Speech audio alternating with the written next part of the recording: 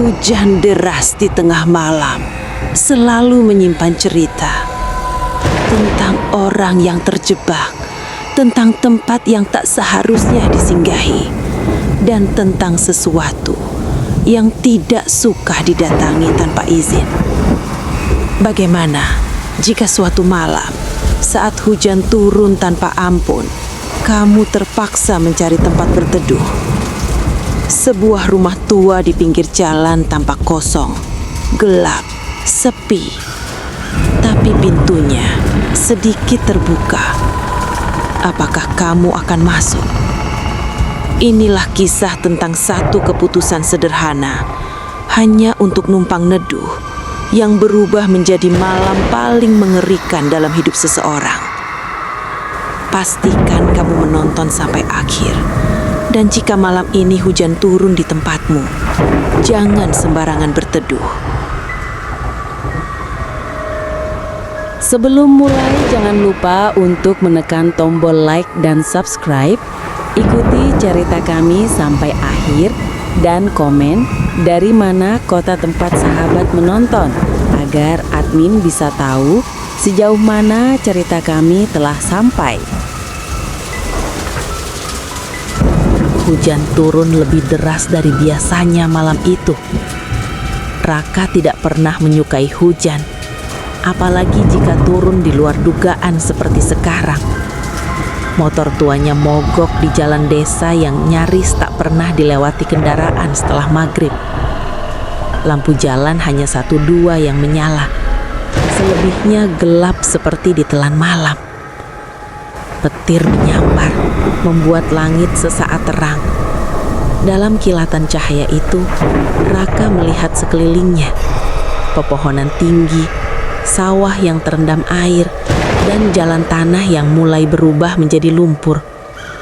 Kenapa harus sekarang? Gumamnya kesal. Ia mencoba menyalakan motornya lagi.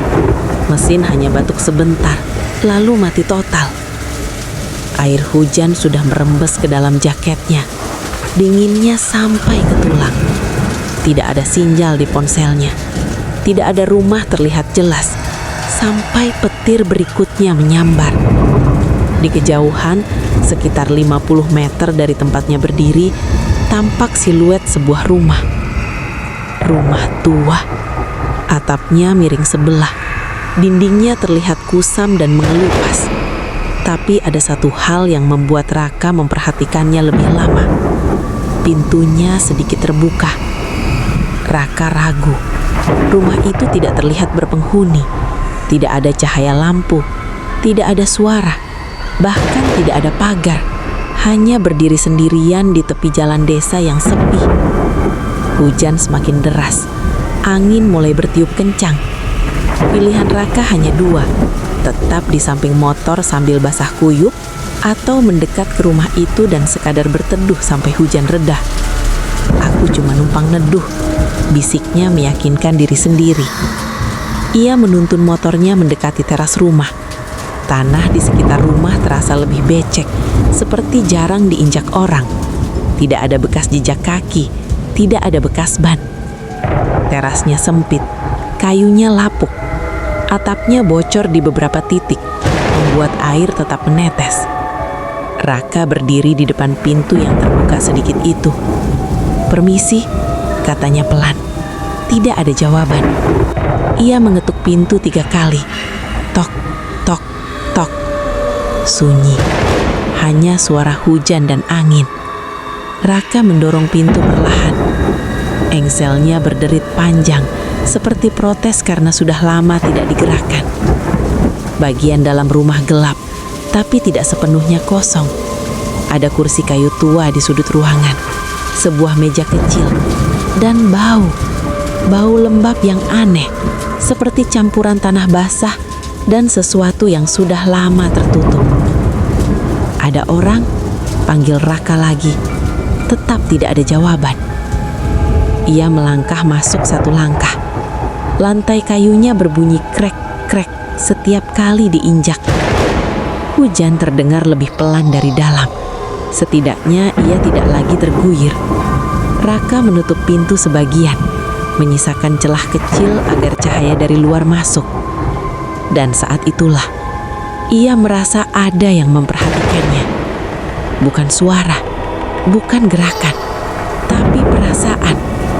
Seperti ada mata yang menatap dari kegelapan ruangan lain di dalam rumah itu. Raka menelan ludah. Cuma perasaan, gumamnya. Ia duduk di kursi kayu itu, mengusap wajahnya yang basah, mencoba menenangkan diri. Namun beberapa detik kemudian, terdengar suara. Pelan, seperti langkah kaki, dari dalam rumah. Padahal ia yakin tidak ada siapa-siapa. Dan suara itu berhenti, tepat di balik pintu ruangan yang gelap. Seolah sesuatu sedang berdiri di sana, mengamatinya. Raka membeku di tempat duduknya. Suara itu jelas, bukan suara kayu memuai, bukan suara angin. Itu langkah kaki, pelan, berat, diseret sedikit. Krek, krek, berhenti. Tepat di balik pintu ruangan dalam yang gelap. Jantung Raka berdetak begitu keras sampai ia yakin suara itu bisa terdengar. Ia menatap ke arah pintu tersebut tanpa berkedip. Permisi, suaranya serak. Tidak ada jawaban, hanya sunyi yang menekan. Raka berdiri perlahan. Tangannya gemetar saat ia mengeluarkan ponselnya dan menyalakan senter. Cahaya kecil itu menyapu ruangan depan. Kursi kayu, meja kecil, dinding yang mengelupas, dan jendela yang tertutup rapat. Tak ada siapa-siapa. Ia mengarahkan senter ke pintu ruangan dalam. Gelap pekat, seolah cahaya enggan masuk ke sana. Langkah kakinya terdengar terlalu keras saat ia mendekat. Lantai berderit di setiap pijakan. Krek, krek. Saat ia tinggal satu langkah dari pintu, suara itu terdengar lagi. Kali ini dari belakangnya. Raka langsung menoleh cepat. Kosong. Hanya ruangan depan yang tadi ia duduki. Tapi kursi kayu itu sekarang sedikit bergeser. Jaraknya tak sampai 1 jengkal dari posisi semula. Ia yakin ia tidak menyentuhnya. Dingin menjalar dari tengkuk ke punggungnya. Aku cuma numpang neduh, bisiknya pelan, seperti berharap sesuatu mendengar dan mengerti. Angin tiba-tiba menerpa dari arah belakang. Brak! Pintu rumah tertutup keras dengan sendirinya. Raka tersentak. Ia berlari ke arah pintu dan mencoba membukanya kembali. Terkunci. Ia menarik gagang pintu berkali-kali. Tidak bergerak. Padahal tadi pintu itu bisa ia dorong dengan mudah. Jangan bercanda, gumamnya panik. Hujan di luar terdengar semakin jauh, seolah dunia luar perlahan menjauh dari rumah itu. Lampu senter di ponselnya mulai berkedip-kedip. Tidak mungkin baterainya habis secepat ini. Raka mundur perlahan ke tengah ruangan. Nafas terdengar. Bukan nafasnya. Nafas lain. Berat, lambat, tepat di belakang telinganya. Raka merinding. Ia bisa merasakan hembusan udara dingin menyentuh kulitnya. Dengan gerakan kaku, ia menoleh pelan. Tidak ada siapa-siapa. Tapi bau lembab tadi berubah. Kini bercampur dengan bau anyir yang samar. Tiba-tiba terdengar suara perempuan. Sangat pelan. Hampir seperti bisikan. Kok masuk? Raka menutup mulutnya sendiri agar tidak berteriak. Suara itu tidak berasal dari satu arah, seperti datang dari dinding, dari lantai, dari udara. Kok masuk? Kali ini lebih jelas, lebih dekat. Raka mundur sampai punggungnya menabrak meja kecil. Senter ponselnya mati total. Gelap, pekat. Dan di dalam gelap itu terdengar suara langkah mengelilinginya. 1, 2, 3. Berhenti. Tepat di depannya. Raka tidak bisa melihat apa-apa, tapi ia tahu ada sesuatu berdiri sangat dekat. Sangat dekat. Ia bisa merasakan hawa dinginnya. Lalu dengan suara serak dan pelan, tepat di depan wajahnya, tidak semua yang berteduh boleh masuk. Tiba-tiba cahaya petir menyambar dari luar, menerangi ruangan sesaat. Dan dalam sepersekian detik itu, Raka melihat sosok perempuan berdiri hanya sejengkal darinya. Rambutnya panjang menutupi wajah, tubuhnya basah kuyup seperti baru keluar dari kubangan. Kakinya tidak menyentuh lantai. Gelap kembali menelan ruangan, dan Raka menjerit. Jeritan Raka tercekik di tenggorokannya sendiri. Gelap kembali menelan ruangan, nafasnya memburu, kacau. Ia mundur dengan langkah terhuyung sampai tubuhnya membentur dinding kayu yang dingin dan lembab. "Aku cuma numpang neduh," bisiknya gemetar. Tidak ada jawaban, namun ia masih bisa merasakan kehadiran itu, tepat di depannya. Lalu, krek, suara kayu berderit lagi, tapi bukan dari lantai, dari atas. Raka mendongak perlahan. Langit-langit rumah itu tampak rendah dan kusam. Namun dalam kegelapan, ia bisa melihat sesuatu yang bergerak pelan.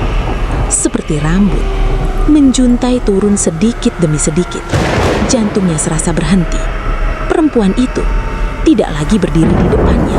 Ia ada di atas, merayap di langit-langit seperti cicak. Tubuhnya terbalik, rambutnya menjuntai hampir menyentuh wajah Raka. Tetesan air jatuh dari rambutnya. Plok, plok, mengenai pipi Raka. Airnya dingin, terlalu dingin. "Aku tidak mengganggu." Raka memejamkan mata. Tiba-tiba suara perempuan itu terdengar lagi. Kini lebih jelas, lebih dekat.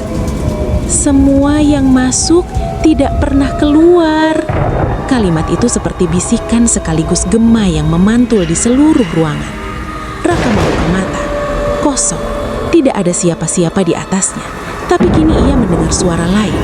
Bukan hanya satu nafas, banyak. Pelan, seperti ada beberapa orang berdiri mengelilinginya dalam gelap.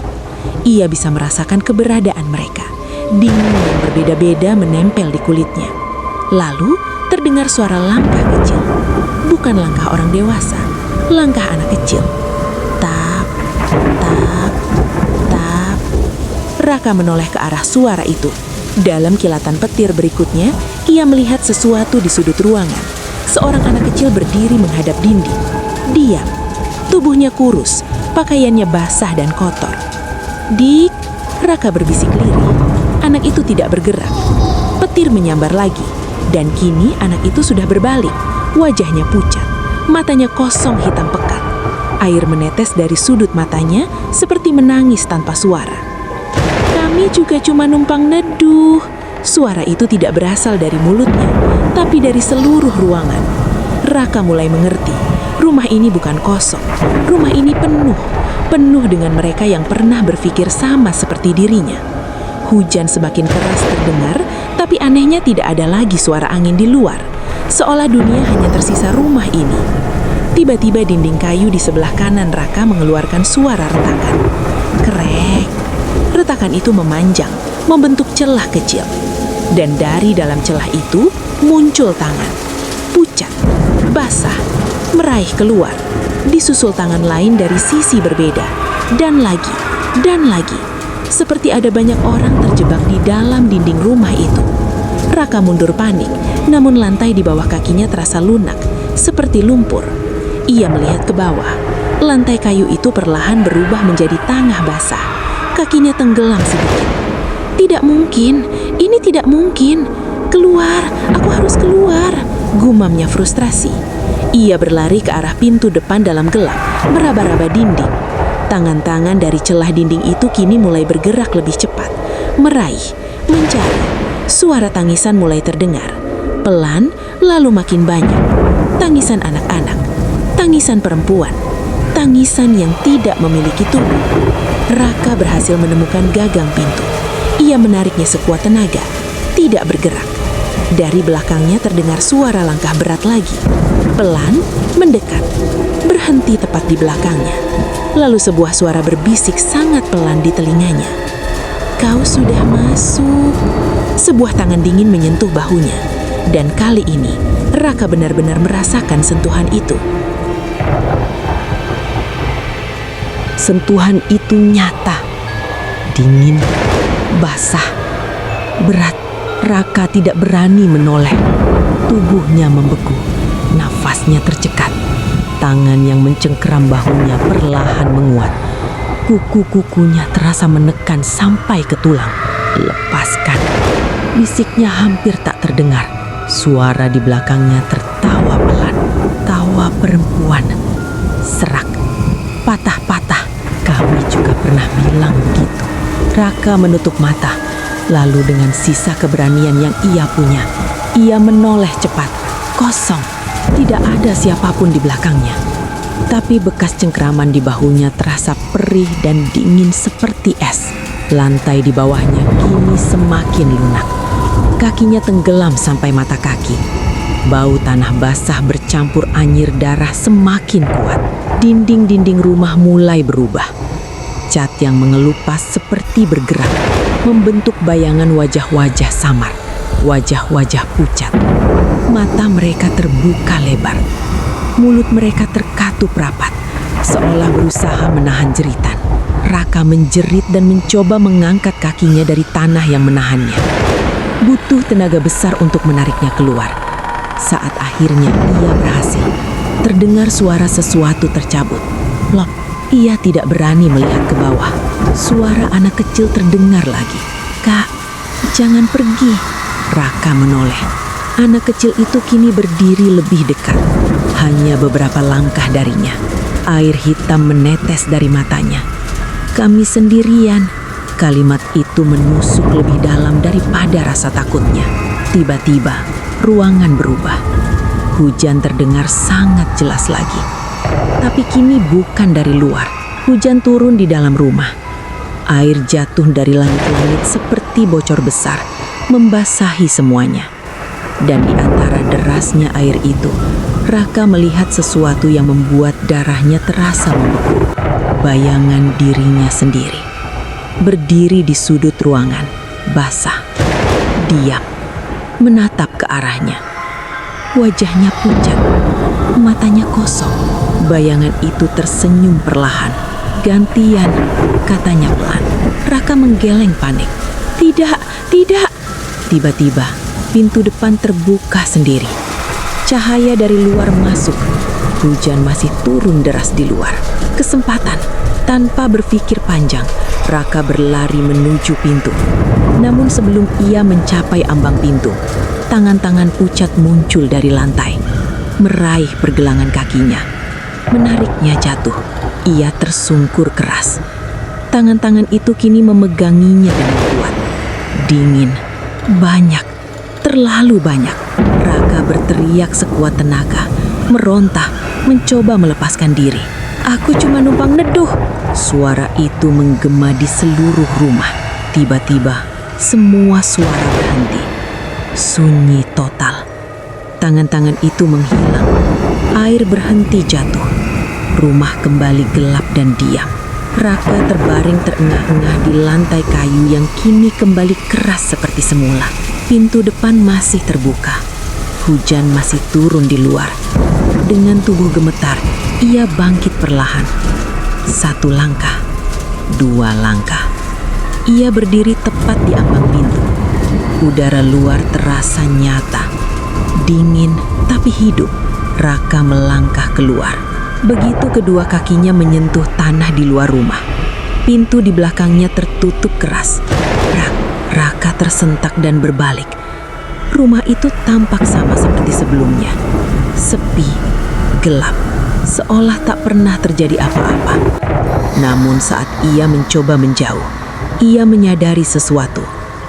Motornya tidak ada. Jalan desa yang tadi ia lewati juga tidak terlihat sama. Dan rumah itu kini berdiri di tengah hamparan kosong yang tak ia kenali. Hujan perlahan berhenti. Kabut turun perlahan. Dan dari dalam rumah itu terdengar suara pelan. "Kok keluar?" Raka berdiri terpaku di depan rumah itu. Kabut turun semakin tebal, menelan jalan, sawah, bahkan langit malam. Dunia di sekelilingnya terasa asing. Tidak ada suara jangkrik, tidak ada angin, hanya keheningan yang terlalu sunyi. Dan rumah itu masih berdiri tepat di belakangnya, lebih gelap dari sebelumnya. "Kok keluar?" Suara itu terdengar lagi. Lebih jelas, lebih kecewa, Raka perlahan mundur selangkah. Tanah di bawah kakinya kini bukan lagi jalan desa, bukan lumpur, bukan aspal, melainkan tanah kosong yang luas tanpa batas yang terlihat. Seolah rumah itu tidak berada di dunia yang sama lagi. Aku sudah keluar, bisiknya gemetar. Tiba-tiba, pintu rumah terbuka perlahan. Krek! Dari dalam kegelapan, muncul sosok perempuan itu, berdiri di ambang pintu. Rambut panjangnya tergerai basah. Wajahnya kini terlihat pucat, matanya cekung, bibirnya membiru seperti mayat yang lama terendam air. "Kau sudah masuk," katanya pelan. "Masuk itu tidak harus dengan tubuh." Raka menggeleng. "Aku sudah pergi." Perempuan itu tersenyum tipis. Dan di saat yang sama, Raka merasakan sesuatu yang aneh pada tubuhnya. Dingin, sangat dingin. Ia menunduk melihat kedua tangannya. Kulitnya pucat, basah. Air menetes dari ujung jarinya. Plok, plok. Ia menyentuh wajahnya sendiri. Dingin seperti es. Dan saat ia menoleh ke samping, ia melihat tubuhnya sendiri terbaring di dalam rumah, tepat di lantai kayu dekat pintu. Diam, tak bergerak. Matanya terbuka lebar. Kosong. Nafas Raka tercekat. Tidak, suaranya kini terdengar jauh, seperti berasal dari dalam sumur. Perempuan itu melangkah mendekat. Kini kakinya menyentuh tanah. Di belakangnya muncul sosok-sosok lain. Anak kecil tadi, beberapa bayangan pucat lainnya. Mereka berdiri diam, mengelilingi Raka. "Kami juga ingin pulang." Kabut makin tebal. Rumah itu perlahan berubah. Dindingnya terlihat lebih utuh. Atapnya tak lagi miring. Lampu redup menyala di dalamnya. Hangat, mengundang, seperti rumah yang nyaman untuk berteduh. Perempuan itu menatap Raka dalam. "Kau bisa tetap di sini, tidak akan sendirian." Raka menoleh pada tubuhnya sendiri yang tergelinting di dalam rumah. Hujan di dalam rumah kini mulai turun lagi, membasahi tubuh itu. Tubuhnya yang tak lagi ia rasakan. "Aku mau pulang," bisiknya. Anak kecil itu mendekat dan menggenggam tangannya. Tangannya kecil, dingin. "Tinggal saja." Raka memejamkan mata, mengingat rumahnya, ibunya, suara televisi di ruang tamu, aroma kopi pagi. Ia membuka mata kembali. Dengan sisa kekuatan yang entah dari mana datangnya, ia menarik tangannya dari genggaman anak itu. "Aku tidak izin untuk tinggal." Suasana berubah seketika. Wajah-wajah pucat itu memudar. Perempuan itu menatapnya dengan ekspresi datar. "Kalau begitu, bangun." Tiba-tiba, semuanya gelap. Raka terbatuk keras. Ia terbaring di pinggir jalan desa. Hujan masih turun tapi tidak sederas sebelumnya. Motornya tergeletak beberapa meter darinya. Lampu jalan berkedip pelan. Ia terengah-engah. Tubuhnya basah kuyup dan penuh lumpur. Di kejauhan, tidak ada rumah. Tidak ada bangunan apapun. Hanya sawah dan pepohonan. Raka berdiri limbung. Ia menoleh ke sekeliling. Kosong. Namun saat ia hendak menuntun motornya, ia melihat bekas cengkeraman di bahunya. 5 bekas jari. Kebiruan. Dingin. Dan dari kejauhan, samar-samar di antara suara hujan yang melemah, terdengar bisikan, "Kalau hujan lagi, kami tunggu." Raka tidak pernah lagi berhenti untuk berteduh di tempat asing. Dan setiap kali hujan turun deras di malam hari, ia selalu merasa ada rumah yang sedang membuka pintunya sedikit, menunggu seseorang untuk sekedar numpang neduh. Malam ini, kisah kita berakhir. Tapi teror mungkin baru saja dimulai. Jika kalian ingin terus mendengar kisah-kisah horor lain, jangan lupa like, subscribe, dan tinggalkan komentar tentang bagian mana yang paling membuat kalian merinding. Sampai jumpa di kisah selanjutnya. jika kalian masih berani mendengarnya.